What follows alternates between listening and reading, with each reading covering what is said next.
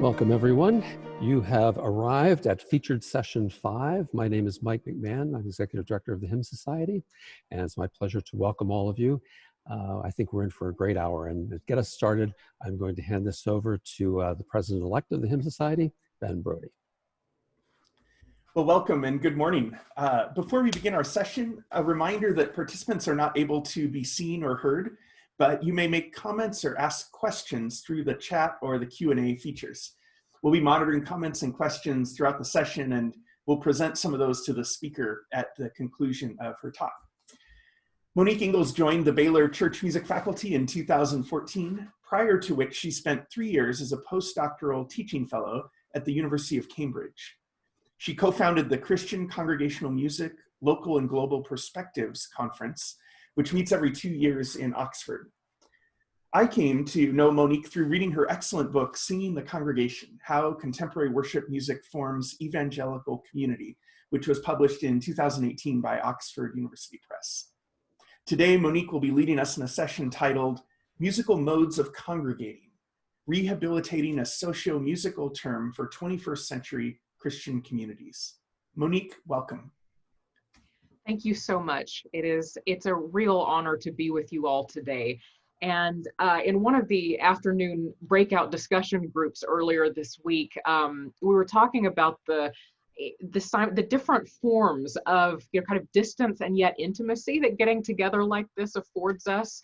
We can't be together in the flesh, but we get this glimpse into each other's daily lives. So we see the piles of laundry. I think I hid mine. The dog or the cat that's curious about the screen, the kids or grandkids running on and off camera. So while it's true that I am, hundreds, perhaps thousands of miles away from many of you, I'm also able to welcome you into my home today. I'm coming to you from 103 or thereabouts degree Waco, Texas. And my preschool daughters are away today, but you may see my cat go across the screen a couple of times. And I am absolutely delighted to have the opportunity to speak with such a distinguished group of scholars and ministers. And I want to thank Mike and Ben and the Hymn Society again for this invitation. When Brian Hain initially contacted me about speaking with you all, he passed along a recommendation from the organizing committee that I focus on some of the central ideas from my 2018 book, Singing the Congregation, that Ben mentioned a moment ago. So this talk today will largely focus on some key insights that I offer in this book with some new questions and observations sprinkled in there as well.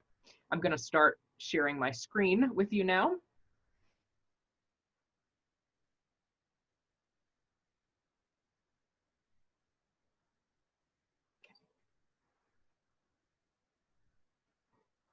Do it. Okay. So I want to start out by laying out the two related questions that will occupy our attention today. First, what is a congregation? And second, how does music, especially singing, help to define what a congregation is? Over the past few years, these are two questions I have returned to again and again in thinking about how to define how music reflects and forms Christian community. When we think about it, we find that trying to define congregational song or singing is maybe more complicated than many of us might have realized. What many of us might think of as textbook examples, quote unquote, of congregational music, so hymnody, for instance, and musical settings of the liturgy, are of course very important, but these are just two among the myriad of Christian song repertories we hear being sung around the world. And we all know that Christian music resounds far beyond the bounds of the church building. We can think of the long legacy of Black hymns of protest or sacred harp singing or the beer and hymns phenomenon. In fact, some Christian music is only performed at community gatherings outside formal church services. Think of songs of Latin American folk Catholicism, for instance. Some music is mainly sung at retreats or camps. Other songs start out as commercial music made for airplay on Christian radio and are later taken up and sung by congregations. Other songs don't start out in Christian communities at all, but are later adopted by them as a meaningful part of worship. Do all of these diverse expressions fall under the purview of congregational song? Or does including all of these disparate songs and practices under the same umbrella stretch the term beyond its usefulness? If every conceivable type of music is potentially congregational, why do we even need a special term for it? So despite these challenges, I'd like to propose that we can still group these diverse expressions together with a common term, that there is something crucial that links these practices together. Rather than looking for a different umbrella term, let's just use the one that we already have: congregational music, congregational song, congregational singing, while revising and expanding our understanding of the congregation to include all the caveats necessary to describe the complex musical life of Christian communities in the 21st century. In attempting to retool the idea of congregations, and by extension, congregational music making, I'd like to consider today, first, some of the new challenges to the traditional definition of a congregation.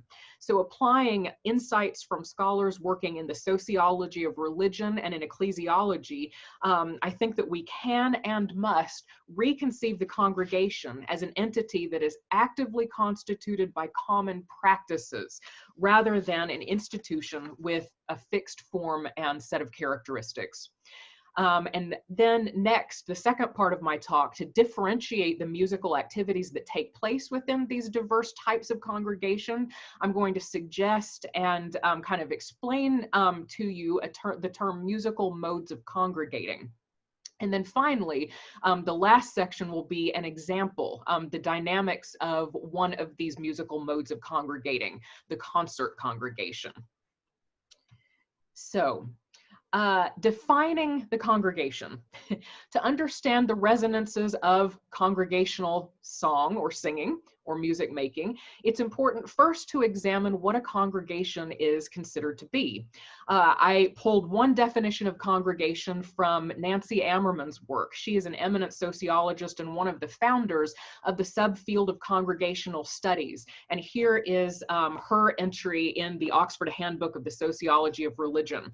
She says, quote, "Congregations in their prototypical American form are locally situated, multi-generational, voluntary organizations of people who identify themselves as a distinct religious group and engage in a broad range of religious activities together. They are usually, but not always, associated with some larger tradition and its affiliated regional and national bodies, in other words, a denomination. The space where they meet may or may not be an identifiably religious building, but congregations do typically have a regular meeting place and a regular schedule of religious activities, usually, but not always, at least weekly. With well over 300,000 such congregations, more than 80% of them Protestant, this American pattern has helped to shape how the term is defined." So one of the things, I picked out a few things you'll see bolded in what's in front of you, some things that I want to address. But one of the other things to point out in this is that there are a lot of qualifications in this paragraph, right? Usuallys, typicallys, generallys.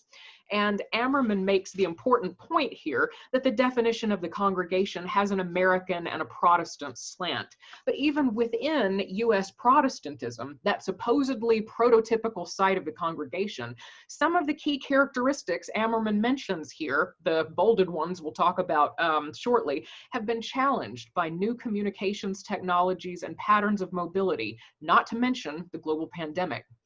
As the congregation changes shape, its characteristics and even its centrality for Christian spiritual formation and experience have been challenged as well.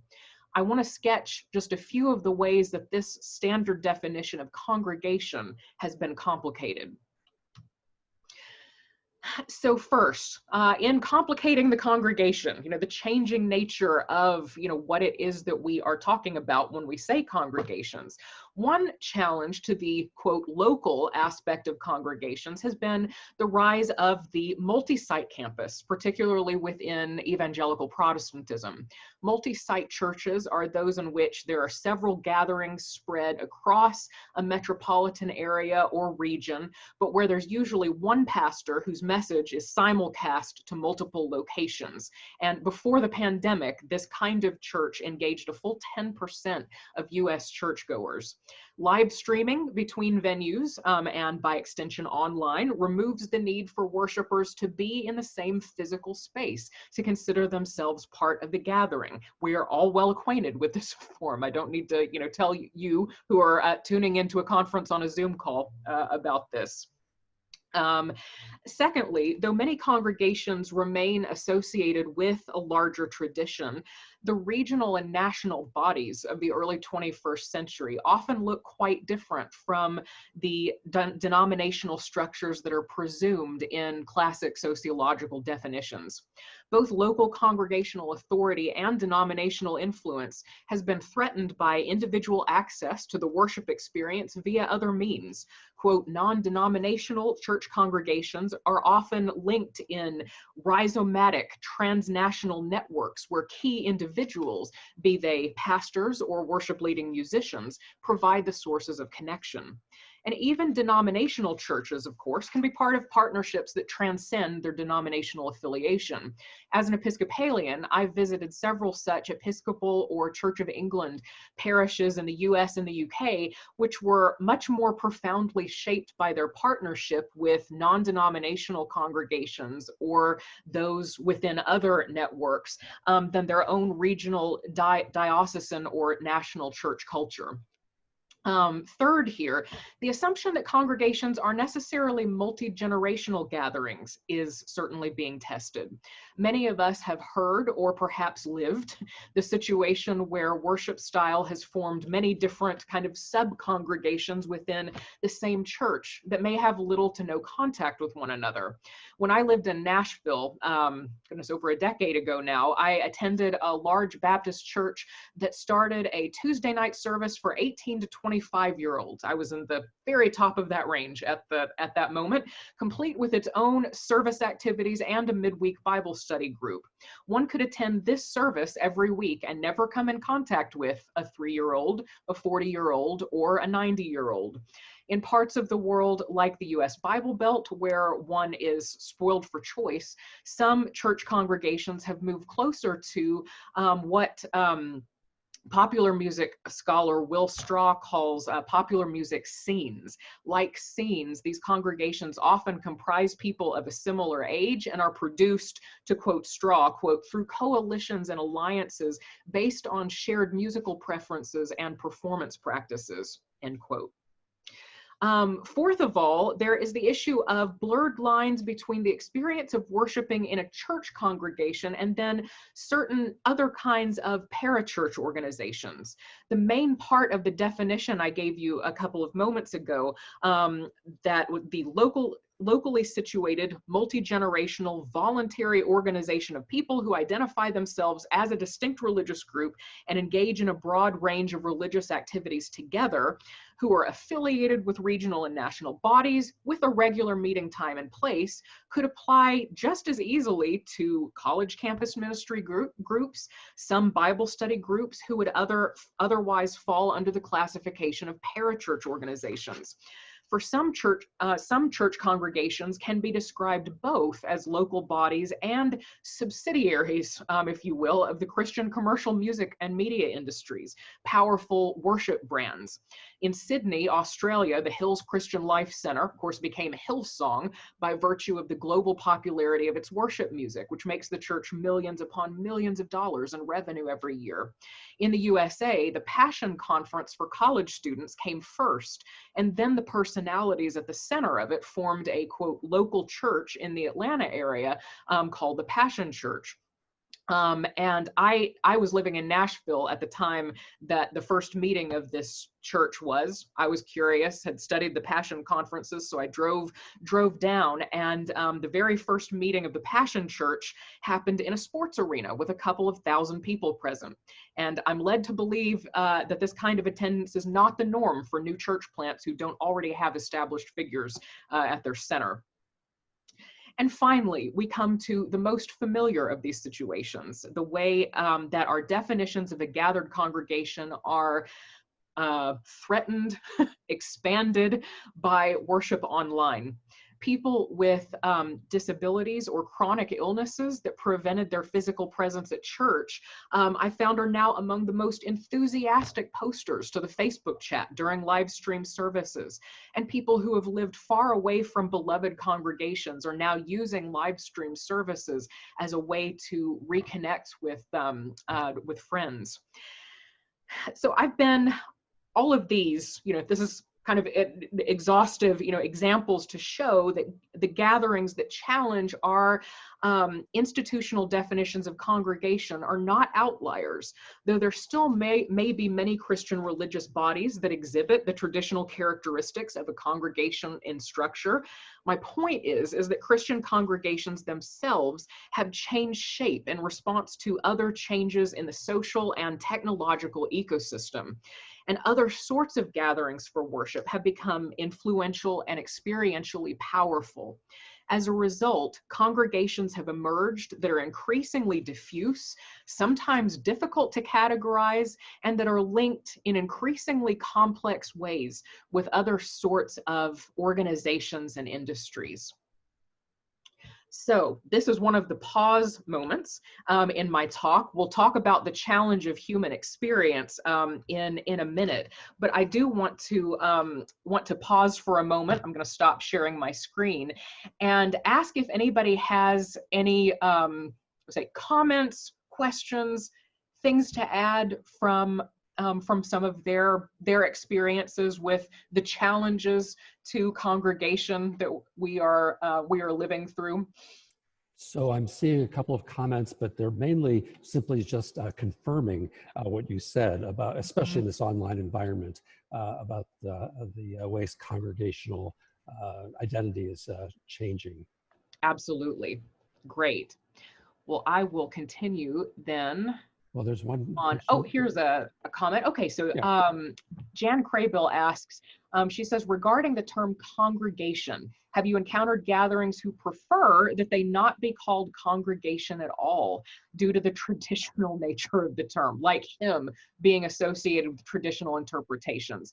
Jan, that's an excellent observation, and absolutely, in some ways, my use of the term congregation here is, is laying it onto some gatherings that some would call congregations. I have heard, congregation as a term invoked at things like worship concerts that we'll talk about a little bit later, and other events. And I think in some ways, maybe congregation can be used also as an appeal to legitimacy, as an appeal to, this is in line with, what we are doing at our local church congregation. But absolutely, I mean, we've seen, certainly there are a lot of examples of even congregations in the typical sense, in the sense of that definition from Nancy Ammerman that I gave you earlier, that don't call themselves congregations. They call themselves gatherings or communities or, whatever else, because of the resonances of that term. So I recognize, and thank you, Jan, for bringing that up, that it is a congregation does have a number of resonances, but I think that its usefulness, particularly for those of us who are scholars and ministers, outweighs some of the the negative associations that some might have. Ooh, I see a lot. Yes, a lot of there are a couple of interesting comments, like Peter Raywald points out that the word congregant groups is being used in a secular way by public health officials. And in the UK, Janet Wooten tells us that there are a lot of monolingual congregations that are elderly. We tend to think of them as identified with youth. Yeah, those are excellent examples. And I think, yeah, congregant groups, that's fascinating. The definition, people who gather together in a single place for a specific purpose. That is a lot more in line, I think, with where I'll be going next in in this talk, and along the lines of what some ecclesiologists are proposing as well.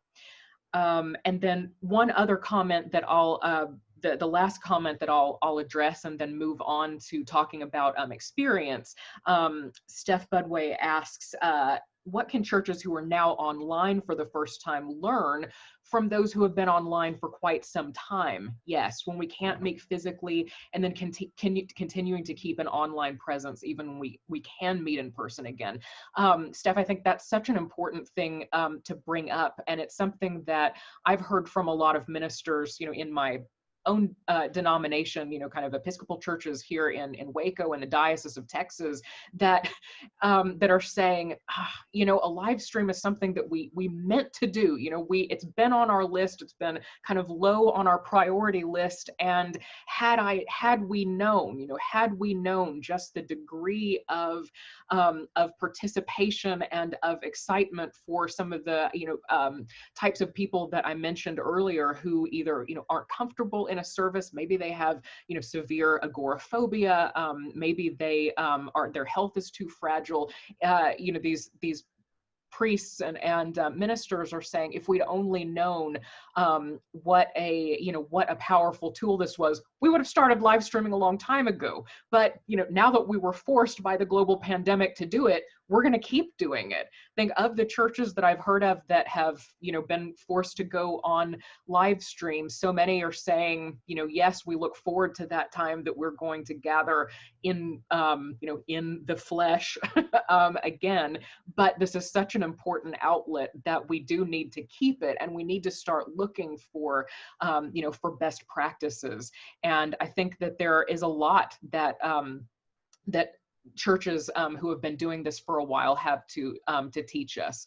But I say we could talk a lot more about that, and I'm sure that we may in our wrap-up discussion. But I think I'm gonna go ahead and move on with the next section. Thanks for your interaction.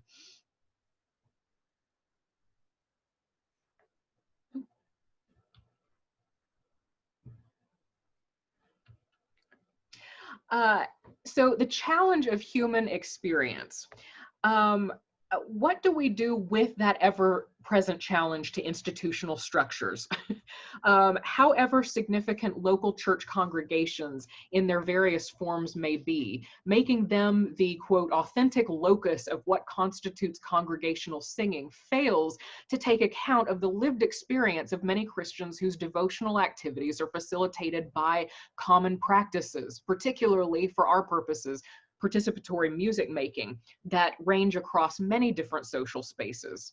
And that this is particularly true within forms of Christianity where religious authority is diffuse and there's a range of choices, in the religious marketplace from which individuals can choose. In these situations, and I'm thinking particularly of my own work in North American evangelical Christian settings, gatherings that happen beyond church settings sometimes have greater authority, particularly concerning the meaning and activity of worship. And participants in these, quote, parachurch, activities sometimes identify more strongly with the groups formed in these gatherings than with a local church congregation. And how fortunate for those of us who study music that music making, again, is one of the central activities and practices bringing people together in gatherings like these. In my study of North American evangelicalism, I found that it is the act of making a particular type of music together that marks an activity as worship and that renders a gathered assembly a congregation in the eyes and ears of its participants. My conversation partners in the field often describe to me their experience worshiping in gatherings outside the local church, comparing worship at their own churches, sometimes unfavorably, to worship experiences in which they had partaken elsewhere. And here, just a side note, and we'll talk about this more when we get to the example part. This is, present these comments to you as an observer, as someone who is noticing these things. I know that many of us, myself included, can place very strong evaluations on what is being said, on whether this is or should be our definition of worship. But for right now, I think taking a step back and noticing is important before we get to evaluating, critiquing, judging, etc. So some participants that I spoke to found worship concerts headlined by celebrity musicians to be, in the words of one college-age woman, quote, more sacred than church. Other participants described the collective singing at large national conventions as, quote, what heaven is going to be like. A few individuals I met online admitted that they felt able to most authentically worship when viewing devotional song videos shared on social media, where they felt part of the larger global body of believers. And many leaders in local church congregations spoke of an ever-present need to negotiate, whether that meant adapting songs, adopting songs, or rejecting the musical worship practices modeled by large parachurch conferences, powerful megachurches, and the transnational Christian commercial music industry. Each of these examples that I've mentioned show a Christian religious community that's formed, however temporarily or permanently in some cases, in the act of worshiping together through participatory music making. In order to bring our own understandings of congregational music in line with these on the ground and admittedly sometimes conflicting understandings of what religious community is and should be, I'm going to advocate an understanding of congregational music making that decenters the local church congregation and portrays it as one node, albeit a very important one, in a network that's comprised of many different sorts of gatherings. Some scholarship still privileges the church congregation as the central locus of music and worship practices, parsing practices into those that take place within the church and then everything outside of it into one broad parachurch category. But church congregations, not only, I think one of the challenges we face is that not only are they a central unit for scholars who are looking at this phenomenon, their centrality is quite literally an article of faith for many church networks and denominations. Churches with congregational list polities, or those by definition, that define the local congregation as either the ontological or the phenomenological center of the Christian church. And here in my published work, there's a hefty footnote with portions of Churches of Christ, Baptist, and Mennonite confessions and church documents that go to support this. The ecclesial ontology that regards the local church congregation as the normative structure for faith and practice prevails even in some denominational structures with more formal hierarchies.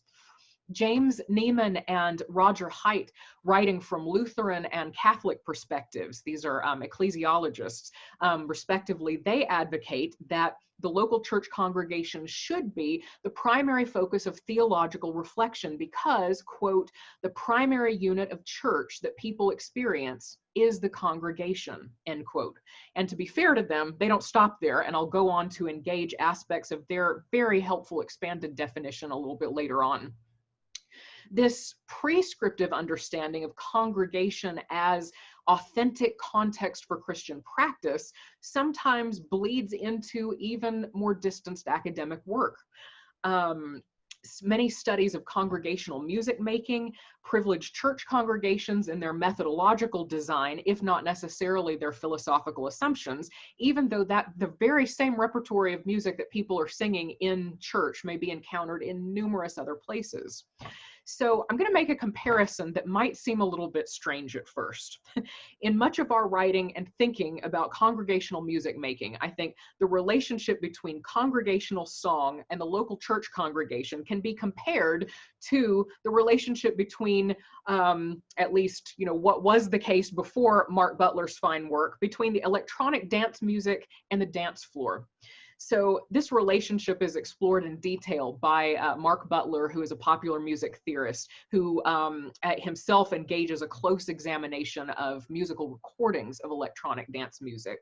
So though electronic dance music is listened to and or danced to in other gatherings, Butler argues that the club dance floor oftentimes gets treated as the, quote, authentic locus of musical experience.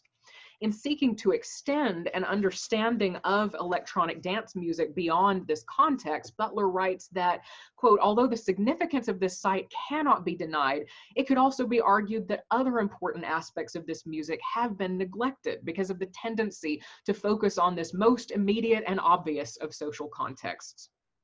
So to return to the ecclesiologists Neiman and Haidt, I propose that we work from a retooled and expanded understanding of congregation that includes, but extends beyond the local church. Neiman and Haidt note that those who study congregations know how difficult it can be to specify where the boundaries of such groups are actually located. Religious behavior, identity formation, and so forth occur in diverse parts of the lives of congregants. And so they propose that the focus of the field of congregational studies be on shared practices that unite participants across the boundaries of local institutional churches, advocating a shift in focus to, from the structure to the activity of those who gather through congregations. And it's this shift of congregation from structure to activity, or perhaps the structure that emerges from the activity of gathering, that we must make if congregational music is to have any explanatory power. So I want to suggest this shift in our thinking about congregations. Instead of congregation constantly needing to refer back to local church congregations, let's expand it and extend it to include other kinds of gatherings. Let's bring it back to its dictionary definition, and one that was very close to it that was mentioned earlier in the chat, meaning a group of people, Christians in this case, assembled for religious worship, with no necessary structural characteristics or institutional apparatus involved.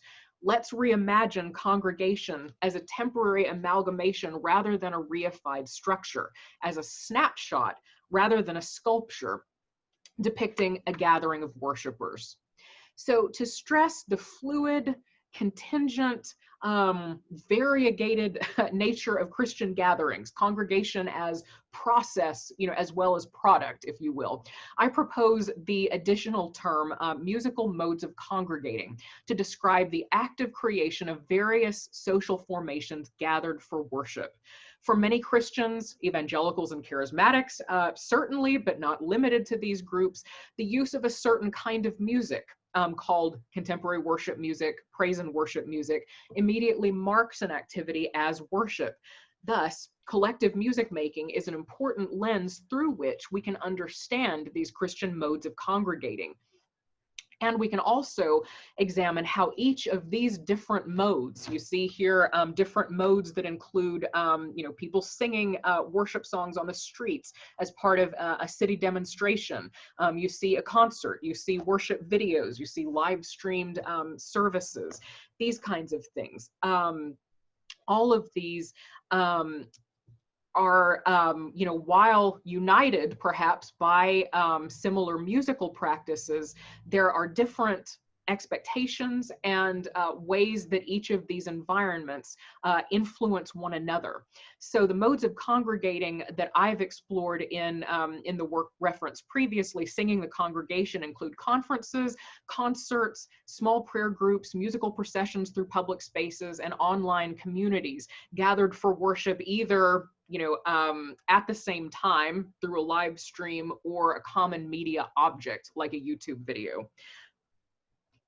In all these cases, it's a shared musical repertory that provides the glue between the activities of singing together with a few dozen friends at a local church Sunday service, between joining one's voice with thousands at a concert or other mass event, singing with hands raised while processing down the street in a public demonstration, or singing online with a live streamed musical event.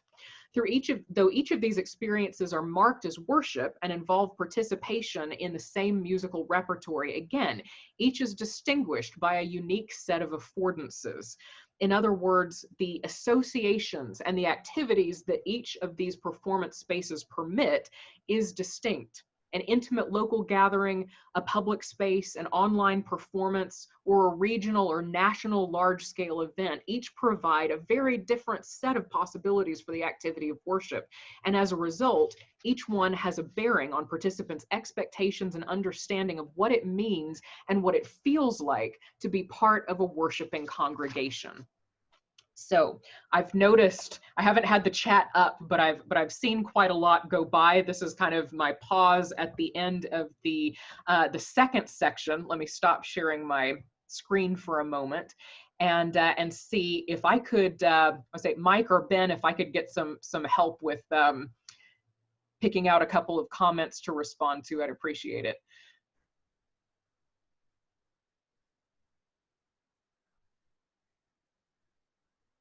You have to unmute yourself. I think if somebody's trying to, Mike, if you're trying to say something, you're muted. There we go. I'm so sorry. I noticed a comment from Aaron Fulton. I do it all the time. about the term social worship, a 19th century term, which was denominationally mandated participation in social worship that could vary from all kinds of different things outside of the usual. Are you familiar with that at all?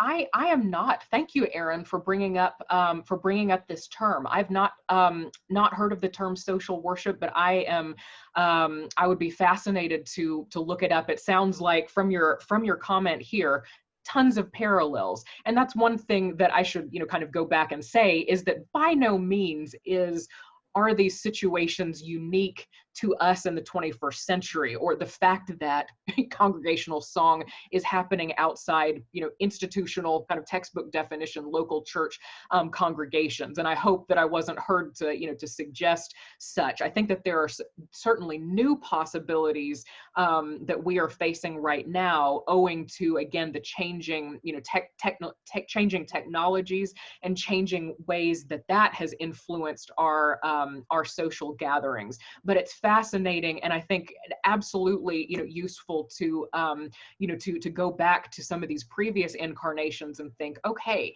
conceptually, what if we were to consider all of these different manifestations as modes of congregating, as not separated by this local church binary, except in cases where where that itself, or where that binary is useful for the people who are invoking it, perhaps to claim authority for the traditional congregational spaces, or to claim authority for a denominational hierarchy, or what have you. But thank you, Aaron. Thank you for the comment.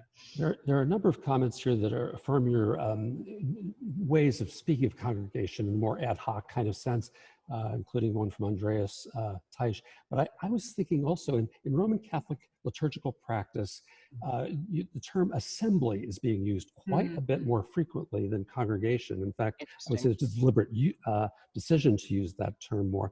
And then there's a question here about the question of membership. So how do you relate that to what you're talking about right now?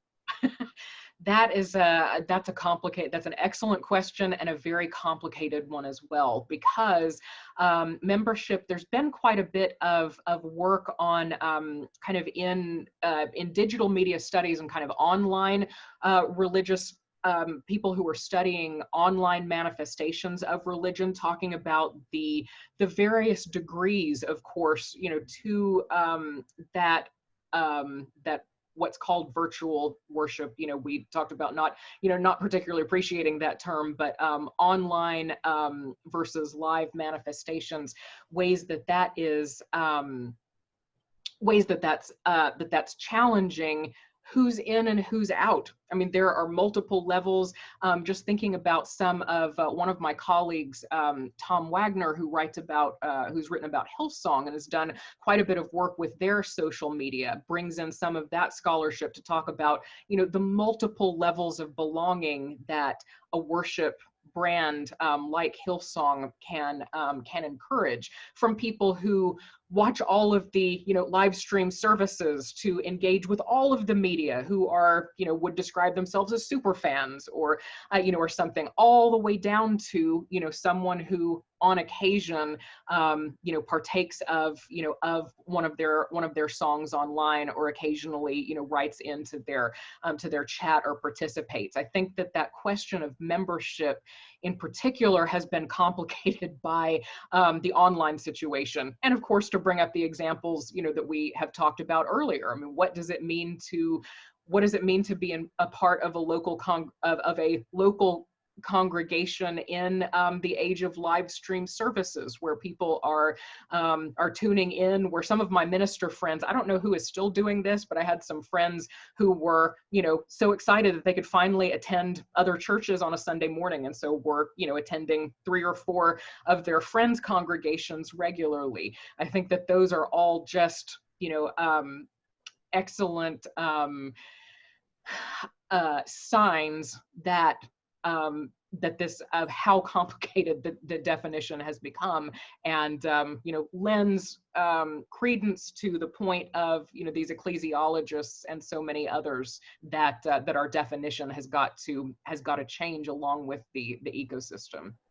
So thank you for those insightful comments. I will continue to share my screen and come back to my third point.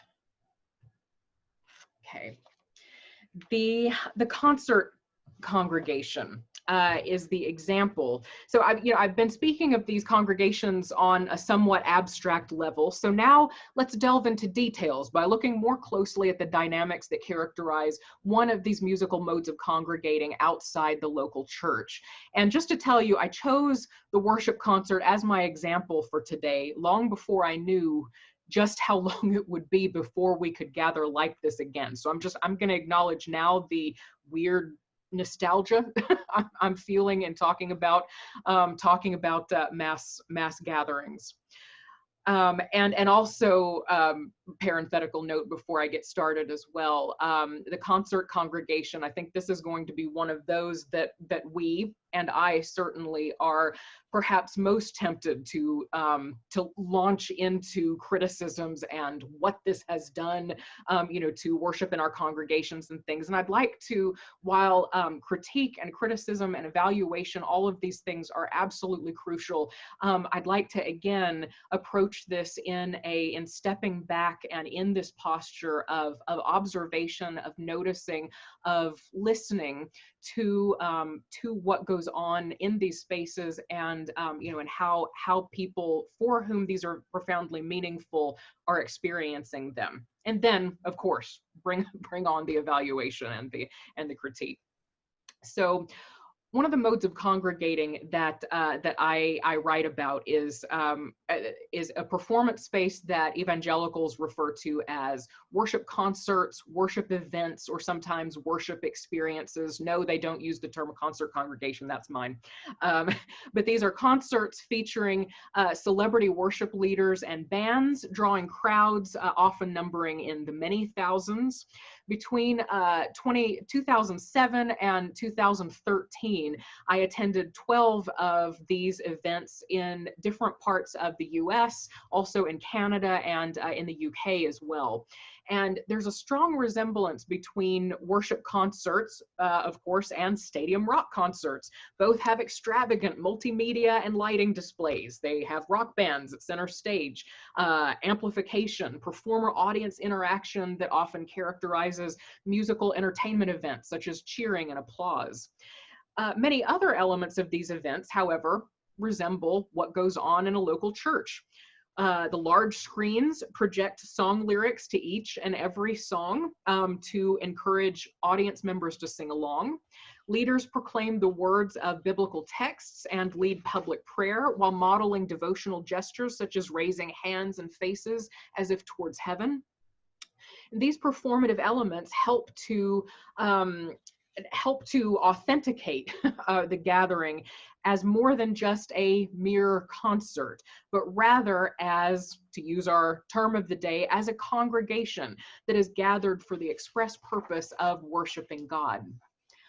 Concert tours of celebrity worship leaders then often become, you could think of them as proving grounds, where artists and brands and products seek to be authenticated as inspiring real worship. And there was a lot of anxiety during the time that during this time period and continuing among evangelicals about authenticity in worship. And others have written about this. I also have a lot of thoughts, but we'll press on for the sake of time. Just know, how do you know that worship is authentic, especially in an environment that looks like this?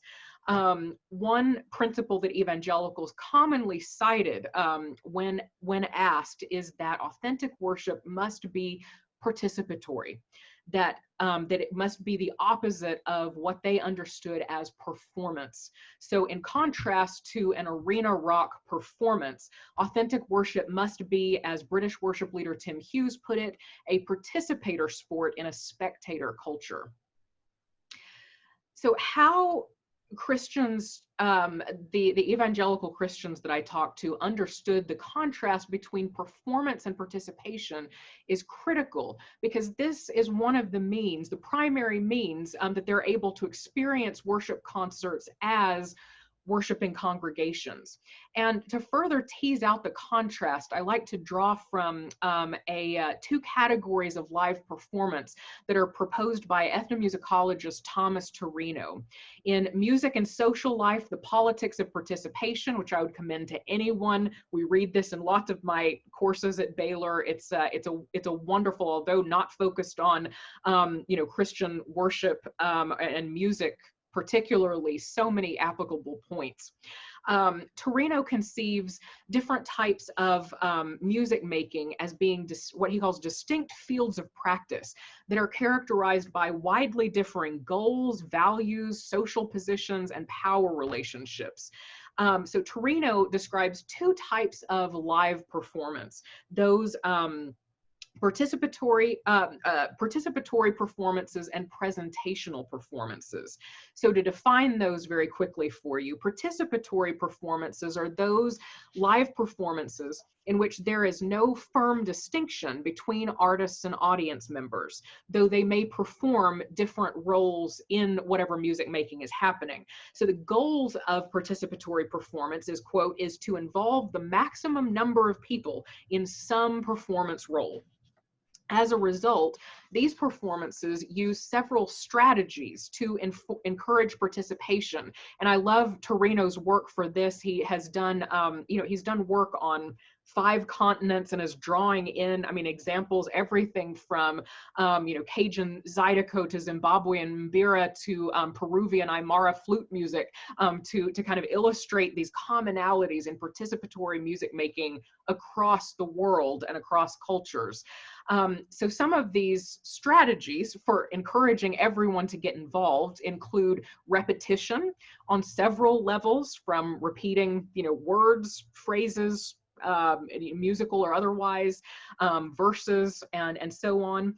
A de-emphasis on virtuosity, at least in parts of the music making. I enjoy this one, a consistently loud volume and dense texture that serves a cloaking function, Torino's words, that encourage novice musicians to join in without fear of embarrassment. So think about that. Organists, worship band musicians, you all serve a cloaking function in your congregational singing. So presentational performance, on the other hand, to take the other category, by contrast, there's a distinct separation between artists who make the music and audience members who receive and appreciate it, but aren't actively involved in sound production. Presentational performances are well rehearsed with musical works in more or less stable arrangements that feature frequent contrasts of many different sonic features. So variety rather than repetition is the hallmark of presentational performance. Presentational performances further are usually, not always, scripted into a prearranged order that provides variety in order to maintain the audience's attention. Or in the case of improvised genres, you're not going to hear something sung the same way twice. There's constant variety that is encouraging people to to tune in. Through drawing this conceptual distinction, Torino argues that in practice, participatory and presentational performances frequently overlap. I think we can all see elements of this in anything that we do, in our churches, and that a given musical performance can be understood as a compromise between the two types of musical activity. So these are the poles, but in reality, in real life, it's a spectrum that we can be, even in the same song, we can be at different points on. The worship concert, I think, is an example par excellence of an event that attempts to be a hybrid of the differing values, goals, and social roles of participatory and presentational performance. So rather than understanding the worship concert as a space of compromise, however, worship leaders and worshipers that I spoke with oftentimes attempted to define the activity as wholly participatory, that it's not meant to be a performance, or using the categories in front of you, a presentational performance at all. So again, going back to authenticity, in order to be authentic worship, the worship concert must be experienced as a participatory performance, where the boundary between the worship leader at center stage and the audience member in the stadium seats is collapsed, because both are engaged in the act of worship. Attendees must understand themselves and the worship leaders on stage as worshipers, equal participants in the activity of worship.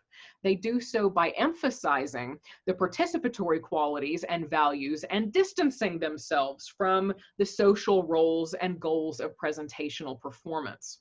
Despite, and kind of drawing from literary critic Lionel Trilling here, the rhetoric of disavowal, we might call, however, as you can imagine, and I'm sure as many of you are, many steps ahead thinking about, many of the aesthetic values and patterns of social organization that mark presentational performance shape profoundly the musical activities of the worship concert, and then by extension, the many other congregations that participants are part of.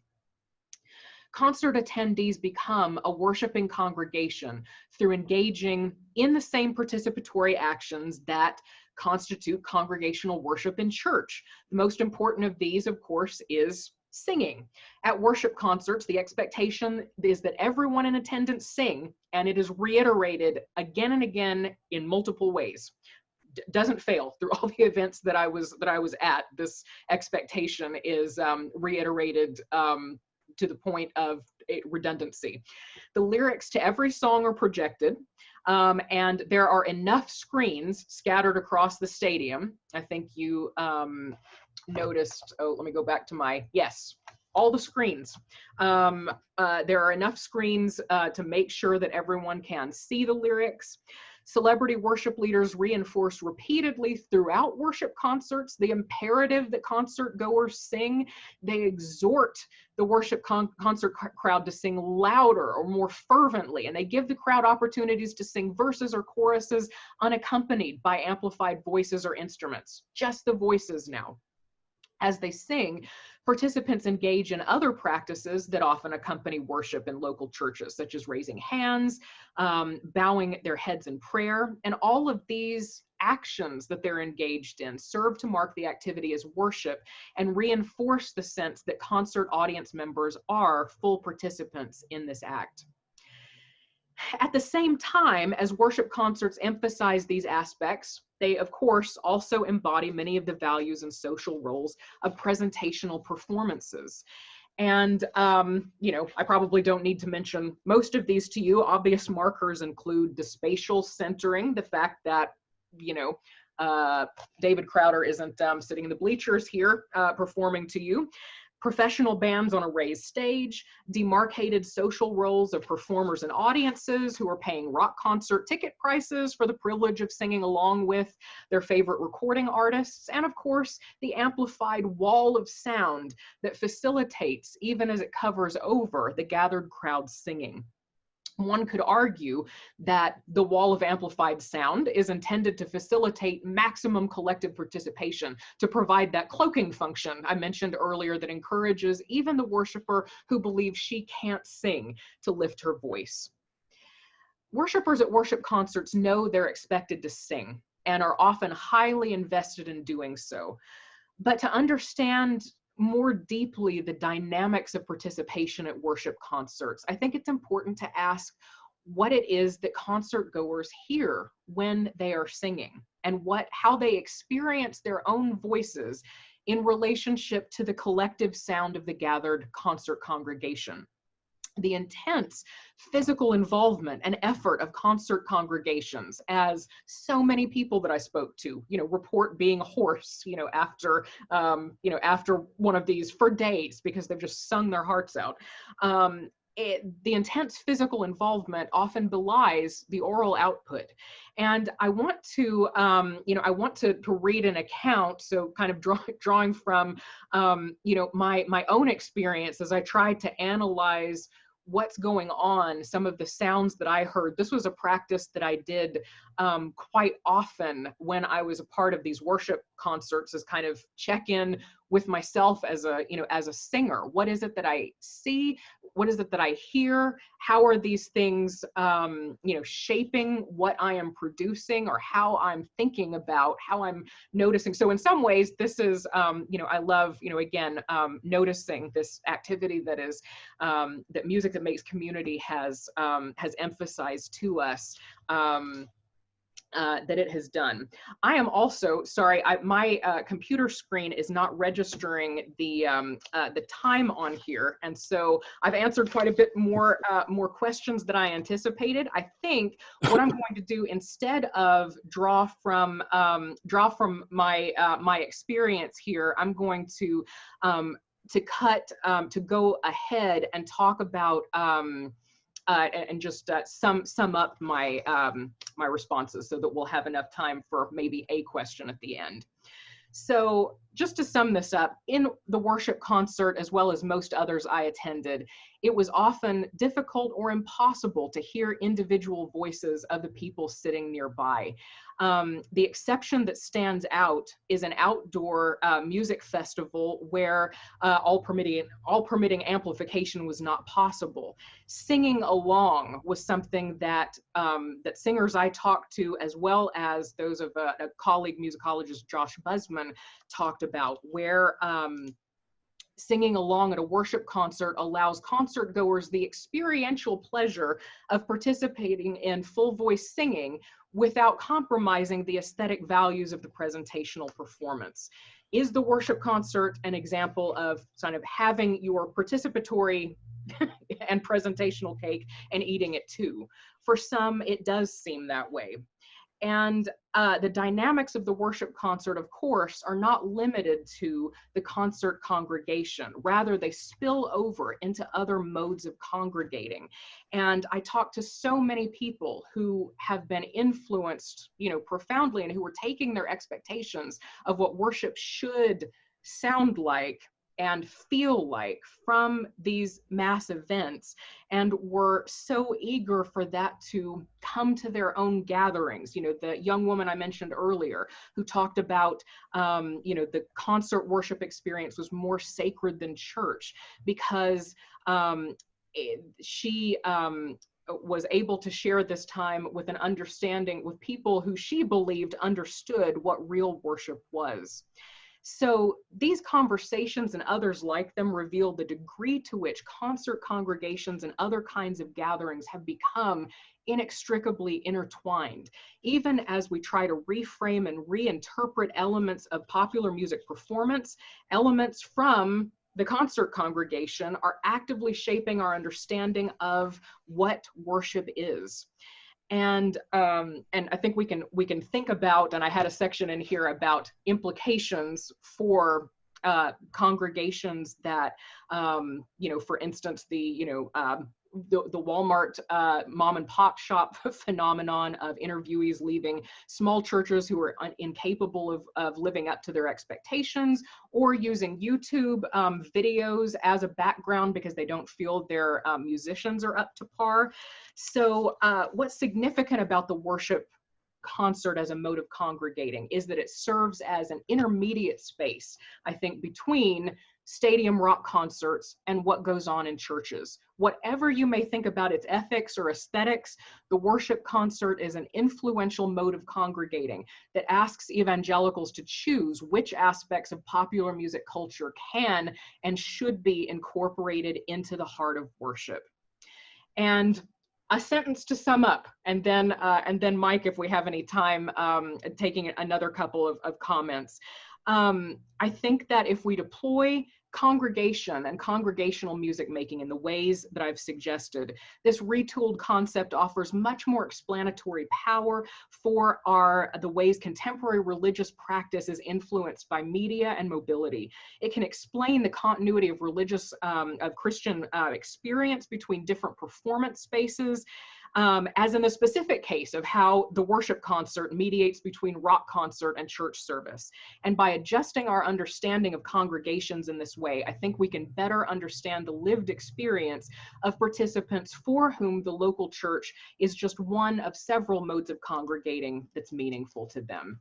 And thank you so much for listening, for your participation. I'm going to stop sharing my screen now.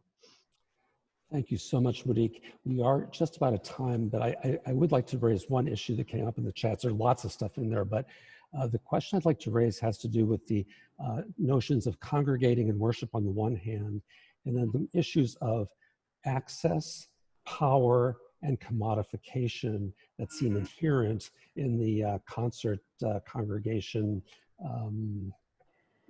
experience. Absolutely, and Dr. Jones this morning, I think, already primed the pump for us thinking about commodification of the worship experience. And I think for that, I hope this isn't. I know that our time is short, and I don't want to run you all over. You've got lunch to eat and things. That is something that a number of scholars have taken on. Is this, how is commodification influencing spiritual formation, influencing all of these other aspects of worship? And I would point you to, in fact, whoever wants to, please do email me. I can send you a list of resources. Obviously, please do pick up my book that this is based on. Chapter 1 has a great deal of material where I'm talking about the concert space, draws from and expands on the work of many of my colleagues on commodification, talking about branding and how that has played into how that is shaping what's going on in these churches. It's a huge concern, and it's a fertile area for research, and happy to send along resources for you to think and read further. Can people email you directly? Yeah, absolutely. Yep. I'm at, I'm not sharing my screen anymore, but I'm at Monique_Ingalls at Baylor, or at my Gmail address goes to the same place, Monique.Ingalls@gmail. So. Okay, great. Well, thank you so much, Monique. This has been an incredibly packed and interesting, informative session. I think we're all really grateful for your good work. Thank you. And thank you so much. And thanks to everybody. Now, if you're a full conference participant, we're going to gather again at 2:30 Eastern time for our breakout conversation, which is sort of a synthesizing conversation on the conference theme led by Marilyn Haskell and Ben Brody. And then for everyone at 7:30 tonight is our closing event of the conference, which is the evening event with Diana Sanchez-Bouchon. Everything old is new again. So hope to see all of you at one or the other or both of those events later on. Thanks again. Right. Bye-bye, everybody. Bye.